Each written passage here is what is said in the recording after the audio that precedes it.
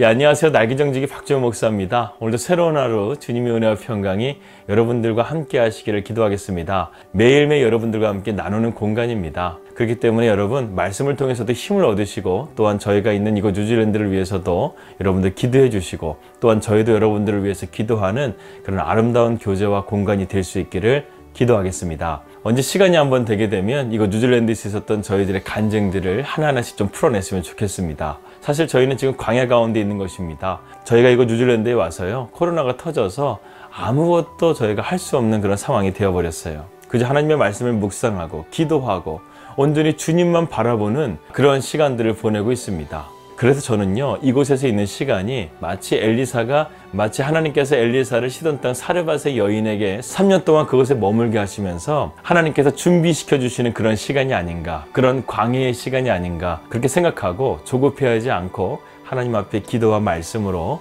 준비해가는 시간을 가지고 있습니다. 그래서 이렇게 매일매일 여러분들과 함께 말씀을 나누고 교제하는 것이 저에게 참 기쁨이 된다는 거예요. 아무튼 세상은 이 코로나로 인해서 컨택트 세대에서 언택트 시대로 지금 바뀌어진 세상을 우리는 살아가고 있습니다. 이제는 사람과 사람 사이에 대면하는 시대가 아니라 이제는 비대면의 시대로서 이런 영상이라든가 유튜브를 통해서 여러분들을 만날 수 있는 길밖에는 없다는 사실이죠. 그래도 지금 이 10,000km 떨어진 뉴질랜드에서요, 여러분들과 이렇게 매일같이 만날 수 있다는 것이 얼마나 감사한지 모르겠습니다. 저희 어머니가 그러시더라고요. 한국에 있을 때보다 더 자주 아들을 볼 수 있어서 좋다고요. 아무튼 이렇게 매일같이 말씀을 준비하고 영상 작업을 하고 이렇게 여러분들을 찾아뵙기까지 참 많은 노력과 수고가 필요합니다. 여러분들이 저에게 주실 것은 기도와 응원입니다. 제가 이런 말은 잘 안 하는데요, 여러분들 응원해 주시고 댓글도 좀 달아주시고 기도해 주시면 정말 감사하겠습니다. 우리는 복음을 듣고 예수님을 믿게 되면 변화될 수 있다고 말합니다. 그런데 과연 우리는 복음을 통해서 어떻게 달라질 수 있을까요? 가장 먼저 일어나는 변화가 바로 관계의 변화가 아닌가 하는 생각이 듭니다. 바로 하나님과 나와의 관계, 주님과의 관계, 그리고 성령이 내 안에서 내재하셔서 나를 통해서 성령으로 살고 성령으로 행하게 하는 관계, 이 관계가 제일 먼저 중요하다고 저는 생각합니다. 그래서 이러한 진정한 관계를 잘 세워지게 되면 우리 삶의 변화라는 것은요, 자연적으로 따라올 수밖에 없습니다. 저의 삶의 간증을 잠깐 말씀드리는 것에 대해서 양해를 부탁드리겠습니다. 저는요, 모태신앙으로서 인생을 참 굴곡 없이 살아왔었어요. 저에게 신앙생활이라는 것은 그저 교회 다니는 것 그 이상의 의미를 주지 못했습니다. 오히려 사람 만나는 것을 좋아해서 교회를 마치 사교의 장으로서 다녔던 것으로 저는 기억합니다. 또한 남들에게 관심을 받고자 교회 일도 참 열심히 했었어요. 하지만 늘 공허하고 채워지지 않는 그러한 갈증이 늘 있었습니다. 그런데 제가 예수님을 인격적으로 만난 것은 군대 시절이었습니다. 군에 입대하자마자 혹독하게 찾아온 시련으로 말미암아 저는 그곳에서 정말 절망을 하게 되었어요. 그렇게 인생의 바닥을 치고 있을 때 그곳에서 주님은 저를 찾아와 주셨습니다. 저를 찾아와 주셨다는 것이 무엇이냐면 주님의 십자가의 사랑이 깨달아지는 거예요. 주님께서 나를 위해서 고통을 받으시고 주님께서 나의 죄를 위해서 십자가에 달려 돌아가셨다는 것이 이제는 믿어지기 시작하는 것입니다. 예전엔 내가 이론적으로 알았던 것이 이제는 확실하게 내 가슴에 새겨지는 시간이 되었다는 것이죠. 이제는 정말 십자가 앞에 내가 죽고 예수로 살아가는 삶이 되겠습니다. 이렇게 믿음으로 고백하면서 저는 그 자리에서 무릎을 꿇고 주님 앞에 저는 이제 주님을 위한 삶을 살겠습니다. 주님, 나를 인도하여 주시옵소서. 이렇게 고백하고 그 자리에서 주님을 인격적으로 만나게 되었습니다. 하지만 저의 삶은 다시금 세상 속에 요동치는 배처럼 불안불안한 믿음 생활을 해나갔습니다. 그러다가 결국 그 방황의 정점에서요, 신학교를 중간에 중퇴를 하는 지경까지 이르렀습니다. 하지만 하나님의 섭리 속에서 탕자와 같이 저는 신학교를 다시금 돌아오게 되었고, 저의 신학교 은사이신 김광수 교수님을 통해서 수요 정원기도회라는 기도의 자리에서 찬양 인도를 하게 되었는데, 그 자리를 통해서 하나님께서는 저를 다시 한번 믿음으로 세워주시는 계기가 되었습니다.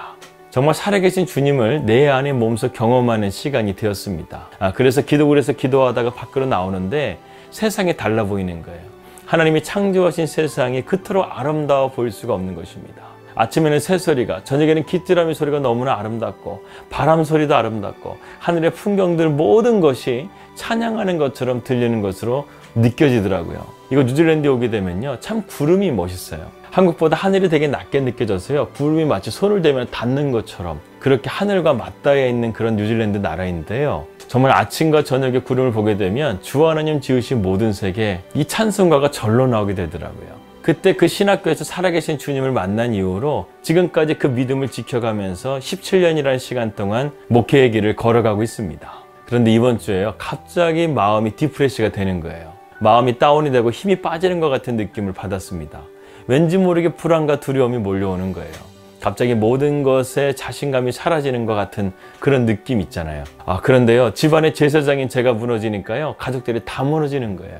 바로 이번 주 화요일이었습니다. 제가 무너지니까요, 가족들이 다 무너지는 거예요. 그래서 가족들이 참 힘든 시간을 보냈습니다. 왜 이런 마음이 들까? 왜 내 마음이 이렇게 잡히지가 않을까? 그렇게 회개하면서 눈물로 기도하다가 잠이 들었어요. 저는 보통 새벽 기도에 하나님께서 잘 응답을 해주시더라고요. 그래서 아침에 새벽 기도를 인도하고 제가 항상 기도하는 기도의 언덕으로 가서 기도하면서 하나님 앞에 이렇게 울부짖었습니다. 하나님, 제가 왜 이러는 걸까요? 저 좀 도와주세요. 저 좀 붙잡아 주세요. 다시금 주님만으로 충만하게 해주세요. 이렇게 간절하게 두 손을 들고 기도하는데 갑자기 마음이 뜨거워지면서요, 두 눈에 눈물이 흐르고 있더라고요. 그러면서 제 마음에 평안이 찾아오면서 시편 139편의 말씀을 읽고 싶더라고요. 그래서 그 말씀을 찾아서 읽는데요, 참으로 놀라운 위로와 힘을 얻는 그러한 말씀이었습니다. 여호와여, 주께서 나를 살펴보셨으므로 나를 아시나이다. 주께서 내가 앉고 일어섬을 아시고 멀리서도 나의 생각을 밝히 하시오며 나의 모든 길과 내가 눕는 것을 살펴보셨으므로 나의 모든 행위를 익히 아시오니 여호와여, 내 혀의 말을 알지 못하시는 것이 하나도 없으시나이다. 주께서 나의 앞뒤를 둘러싸시고 내게 안수하셨나이다. 이 말씀을 보는데요, 계속해서 주님께서 저에게 하시는 말씀이 내가 안다는 거예요. 내가 너를 알아. 내가 너를 항상 살피고 있어. 나는 너의 앉고 일어섬을 알아. 내가 눕는 것까지 알아. 네가 모든 것을 할 때 나는 너와 함께 있어. 주님과 동행하고 있어. 그러한 말씀의 위로를 저에게 해주시는 것이었습니다. 이 말씀의 큰 위로를 받으면서요, 제가 말씀 속에서 힘과 소망을 다시금 갖게 되었습니다. 정말 화요일 날은요, 바닥을 치는 것 같았어요.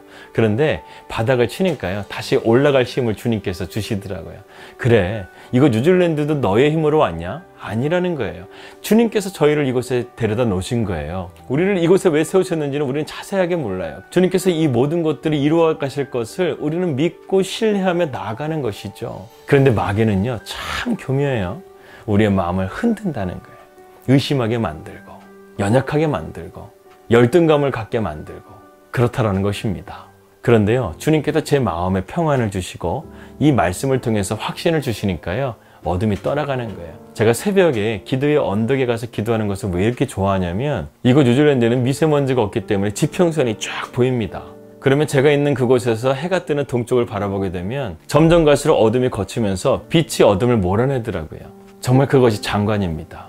마치 저의 마음에 그런 어둠이 사라져가는 그러한 체험을 늘 경험하게 된다는 것이죠. 우리가 이거 뉴질랜드에 온 곳이 우리 자신의 영광을 위해서 온 곳이 아니라 주님의 영광을 위해서 이곳에 온 거예요. 예전에 제가 한국에서 뉴질랜드로 넘어오기 전에 제가 정말 뵙고 싶었던 이재철 목사님을 어렵게 이메일을 얻어서요, 그분에게 한번 찾아뵙고 싶다고 그렇게 연락을 드렸었는데, 목사님께서 출타 중이셔서 찾아뵙지는 못하고 그 목사님께서 저희가 떠나기 전날 이메일을 보내주셨습니다.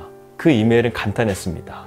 목사님의 귀한 결단을 축복합니다. 목사님이 뉴질랜드에 가서 그곳이 어떤 곳이 되었던 하나님의 진선미를 나타낼 수 있는 목회자가 되시기를 기도하겠습니다. 이렇게 말씀해 주셨습니다. 오늘 갈라디아서 5장 26절의 말씀은 너희가 헛된 영광을 구하지 마라. 노엽게 하지 말고 투기하지 말라. 이렇게 바울은 갈라디아서 5장 26절 말씀에 결론을 내리고 있습니다. 헛된 영광이 과연 무엇일까요? 우리는 어떻게 보면 세상을 살아가면서 그런 헛된 영광을 바라보면서 살아가고 있지는 않습니까? 그런데 문제는요, 이러한 헛된 영광으로 나타나는 결과라는 거예요. 이러한 헛된 영광이 우리로 하여금 자만심을 갖게 하고 열등감을 갖게 함을 통해서 투기하게 하고 노엽게 하고 투기하게 한다는 것입니다. 여기서 헬라어 노엽게 하다라는 뜻은요, 프로칼레오라는 단어로서 남을 도발하여 싸우려는 경쟁적인 태도를 뜻합니다. 투기라는 것은 남의 정당한 소유를 탐내거나 남에게 그게 없기를 바란다는 뜻을 가지고 있는 것이죠. 내가 없으니까 남도 없어야 돼. 이러한 것을 말하는 것입니다. 그런데 바울은 이러한 노여움과 투기를요, 헛된 영광으로 말하고 있습니다. 참으로 놀랍고도 심오한 관점이 아닐 수 없는데요. 이 두 관점의 공통점은 있어요. 그것은 자신이 상대방에게 주는 위화감을 생각하지 않고 자신의 모습과 기분이 상대방에게 자신의 모습과 기분이 어떤지에 대해서만 집중하고 있는 그러한 모습을 말하는 것입니다. 결국 이 두 뿌리는 자존감이 원인이라고 볼 수가 있는 것이죠. 우리가 자만심은 경계해야 돼요. 그것은 교만의 씨앗이 되기 때문에. 그런데 우리가 하나님의 자녀라는, 우리가 하나님의 특별한 사랑을 받는 자녀라는 사실의 이 자존감은요, 우리가 충만하게 채워져야 됩니다. 사실 마귀가요, 이것을 자꾸 공격하는 거예요. 우리로 하여금 자만심을 자꾸만 보게 하고 자존감을 바라보지 못하게 하는 거예요. 우리 안에 있는 것을 바라보지 못하고 우리 안에 없는 것을 자꾸 바라봄을 통해서 상대방과 비교하게 되고 그런 우월감과 열등감 속에서 헛된 영광을 구하게 된다는 것이죠. 하지만 복음은 헛된 영광, 헛된 이기심도 허물어뜨리는 능력이 있습니다. 초대교회 성도들은 이 복음 안에서 서로가 하나 되고 위로하면서 고난도 이겨내면서 그 엄청난 박해 속에서 믿음을 지켜냄을 통해서 2000년의 기독교의 역사를 써내려갈 수 있었습니다. 여러분, 주님이 12제자를 아시나요? 대부분 일자 무식한 시골 출신들이었습니다. 3년 동안 주님의 귀한 말씀을 가장 가까이서 들었음에도 불구하고 결국 제자들이 어떻게 했습니까? 주님이 잡히시자 흔적도 없이 다 사라져 버렸어요. 그들은 배운 지식도 없고 심지어는 의리 또한 없는 자들이었습니다. 늘 제자들끼리 누가 크냐 싸우면서 주님께 꾸지람을 들었던 제자들이었어요. 하지만 주님께서는 그들을 사랑하셨습니다. 비록 부족하지만 그들의 순수한 마음을 사랑하셨다는 거예요. 주님은 온유와 겸손으로 그들을 대하셨고 그들에게 말이 아닌 진정한 삶으로서 그들에게 가르쳐 주었습니다. 진정으로 사랑과 그 삶으로서 그들에게 가르쳐 주셨습니다. 그래서 그들은 주님이 부활하시고 성령을 받자 서로 하나 되고 서로 통용하면서 아름다운 공동체를 만들어갈 수 있었습니다. 그래서 바울은 갈라디아서에서 우리에게 이렇게 두 가지를 말합니다. 너희가 서로 사랑으로 종로로 타고 또한 서로에게 짐을 같이 지라는 것입니다. 바울은 너희가 성령으로 행하고 성령으로 살라고 말하면서 우리가 이런 헛된 영광의 삶을 구하지 않고 서로 사랑하고 서로 격려하면서 그리스도 안에서 하나 될 수 있는 그러한 관계의 삶을 우리에게 말하고 있습니다. 그러기 위해서는 우리 안에 복음의 자화상이 잘 세워져야 됩니다. 이것은 자만심이 아닙니다. 주님이 우리 안에 계신다는 것이 이처럼 바꿀 수 없을 것 같았던 우리의 자화상을 바꿔준다는 거예요. 우리의 자존감을 높여준다는 것입니다. 그리고 거기서 끝나는 것이 아니라 우리가 이러한 바른 관계를 세워지게 되면 우리 주변의 관계가 새로워지고 더욱더 건강해지고 열매 맺는 삶이 될 수 있다는 것입니다. 끝으로 R.A. 토레이 목사님의 말씀으로 마무리를 하고자 합니다. 그분은 성령 충만에 대해서 이렇게 말했습니다. 주님, 저에게 먼저 성령의 충만함을 주셔서 그리고 성령의 인도하심을 통해서 하루를 걸어가게 하소서. 제가 성령으로 충만하지 않을 때에는 말하지 않도록 도와주셔서 제가 성령으로 충만하지 않을 때에는 중요한 결정을 하지 않도록 도와주셔서 제가 성령으로 충만하지 않을 때에 함부로 행동하지 않도록 도와주셔서 저와 여러분의 삶이요 마치 이 토레이 목사님의 고백과 같이 성령의 지배를 받고 성령님의 뜻하신 가운데서 세상의 헛된 영광을 구하는 것이 아니라 정말 살아계신 주님의 영광을 구할 수 있는 그런 복된 귀한 자녀들이 되시기를 주님의 이름으로 기도합니다. 기도하겠습니다. 하나님 아버지 감사합니다. 오늘 우리가 말씀을 통해서 우리의 삶 가운데 복음의 자화상을 잘 세워질 수 있도록 인도하여 주시옵소서. 자만심이 아니라 우리의 자존감이 주님 안에서 충만하게 채워져서 성령으로 충만하게 채워져서 우리의 삶이 성령의 열매 맺는 삶 될 수 있도록 인도하여 주시옵소서. 예수님의 이름으로 기도하였습니다. 아멘. 평안한 하루 되시고요. 저는 내일 뵙도록 하겠습니다. 우리 믿음으로 승리합시다. 할렐루야.